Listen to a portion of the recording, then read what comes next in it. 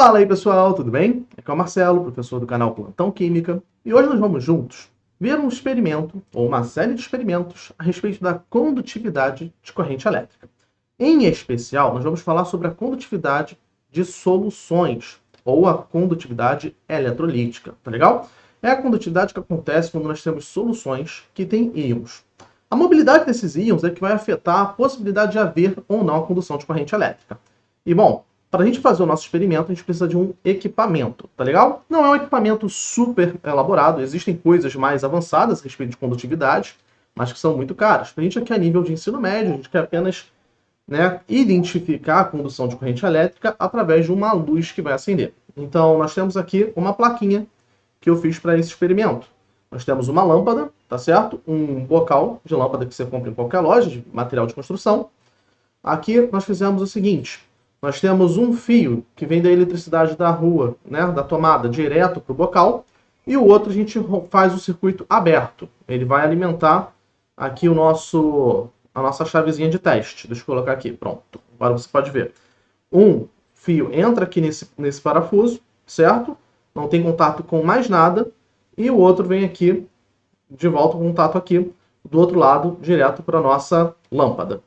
Então, vou ter que fazer alguma coisa que vai conectar a eletricidade desse fio aqui, chegando aqui. E aí vem o outro lado da plaquinha. No outro lado da plaquinha, esses dois parafusos estão conectados com fiozinhos, certo? Com a pontinha com o condutor de metal. Tá legal? Então, bom, vamos testar aqui, né? Vamos trazer aqui a nossa mesa de teste. Tem a mesinha aqui, me acompanhando, deve fazer algum barulho aí, desculpa, gente. Mas vamos lá. Aqui, se eu simplesmente conectar os dois circuitos elétricos que eu tenho aqui, que eu preparei para fazer o teste, a gente espera haver a condução de corrente elétrica e a luz acender. Certo? Então, ó, metal conduzindo corrente elétrica. Se eu pegar qualquer outro material metálico, como por exemplo um canivete, e fazer a conexão na parte do metal do canivete, conduz corrente elétrica. Se eu fizer na parte da madeira, não vai conduzir. Porque a madeira não tem elétrons livres para fazer a mobilidade e fazer a condução de corrente elétrica. No material metálico, o que acontece? Nós temos o núcleo do átomo dentro do metal positivo, porque ele vai atrair pouco seus elétrons. E esses elétrons da camada de valência eles podem ficar livres ao longo da estrutura do metal. E aí, ao colocarmos um campo elétrico, ao colocarmos esse fio querendo conduzir corrente elétrica, a gente dá uma direção para esses elétrons que estão livres dentro do metal, naquilo que nós chamamos de mar de elétrons, poderem se mover numa direção específica. E acontecendo isso, acende a nossa lâmpada, tem a condução da corrente elétrica. Beleza? Bom, eu falei que a madeira não conduz a eletricidade porque é um composto covalente.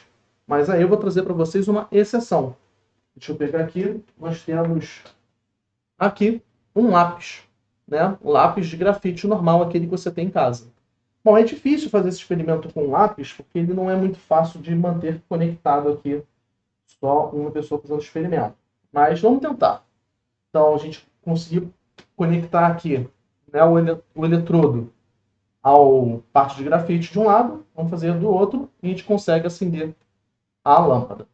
E aí você está se perguntando, mas, Marcelo, o grafite ele é todo feito de carbono, e o carbono possui apenas ligações covalentes na sua estrutura. Como é que ele consegue conduzir corrente elétrica? A estrutura do carbono ela é um pouco especial. Ela tem alternância entre as ligações simples e duplas na sua estrutura. E essa alternância de estruturas simples e duplas ao longo de toda a estrutura possibilita a condução de corrente elétrica por causa de um fenômeno chamado ressonância. Inclusive, muito tem se estudado a respeito de polímeros que são capazes de conduzir corrente elétrica.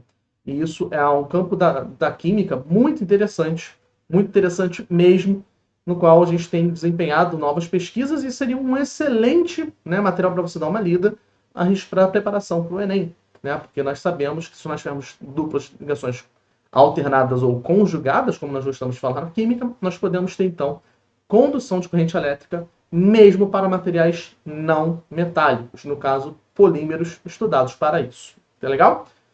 Há estudos de cerâmicas condutoras, mas isso é um papo um pouquinho mais avançado, mas para a gente no ensino médio falar de polímeros condutores já é uma coisa interessante.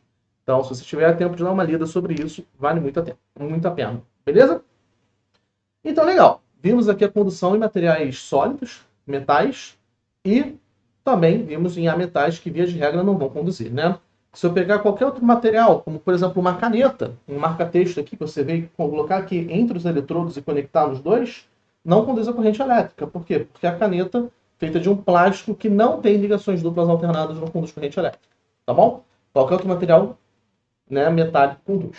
Agora, no nosso experimento, a gente vai fazer uma coisa um pouquinho mais interessante. A gente vai começar a fazer a condução eletrolítica.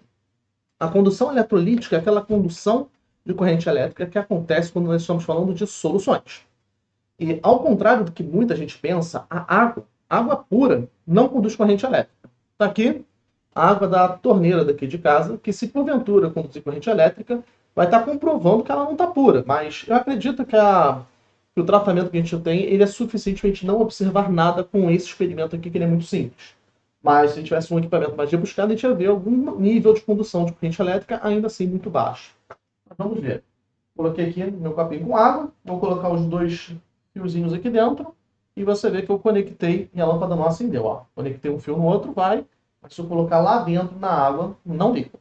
Então vocês estão vendo que a água pura, ou no meu caso a água da torneira, já é suficiente para não conduzir corrente elétrica.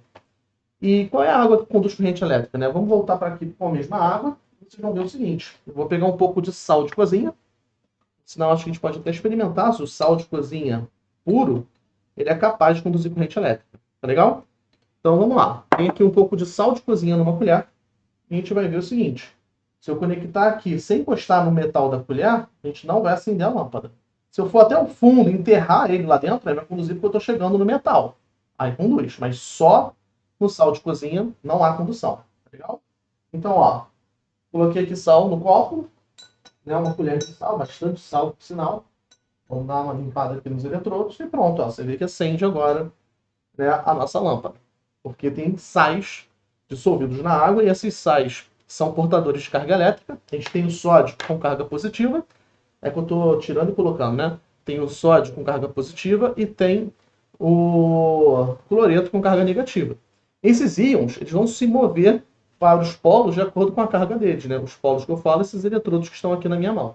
Tá legal? Então, se eu tenho um polo que é negativo, o sódio vai ter ele. Se eu tenho outro eletrodo que é positivo, certo? Aliás, se esse é positivo, o cloreto vai até ele. Se o outro é negativo, o sódio vai até ele. E eles vão fazer um fluxo de corrente elétrica pelo movimento dos íons. Lembra, corrente elétrica tem a ver com a mobilidade de cargas elétricas ao longo de um circuito que você está analisando.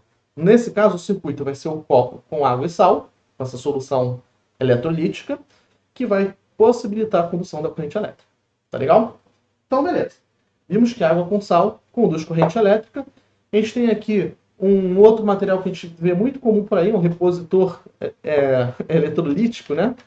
Que a gente vai comprar nesses mercados, padarias, farmácias, etc., que a gente toma às vezes quando faz muito exercício. O pessoal recomenda tomar essas bebidas, os que eles chamam de isotônicos às vezes, é porque nós temos um material que tem uma concentração salina. Esse aqui é o famoso Gatorade de limão. Não estamos ganhando jabá ainda, mas só para você saber que material é esse. Então, se eu colocar aqui no copinho e colocar os eletrodos, a gente vai começar a ver que acende a luz. Acende talvez um pouco mais fraco que a água com sal, porque tem uma concentração de íons menor do que o copo de água que eu preparei com sal.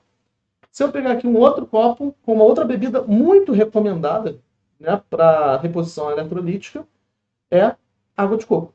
Tá bom? Então, se você pegar aqui uma aguinha de coco, você colocar os eletrodos dentro, você vai ver que ó, a água de coco também conduz bastante bem a corrente elétrica. Tá legal? Então, você pode, né, depois de fazer uma grande corrida, um exercício físico muito intenso, no qual você perdeu muitos eletrólitos, suou bastante, você pode beber Gatorade, Powerade, essas bebidas todas, ou você pode beber uma aguinha de coco. Ambos vão te ajudar da mesma forma.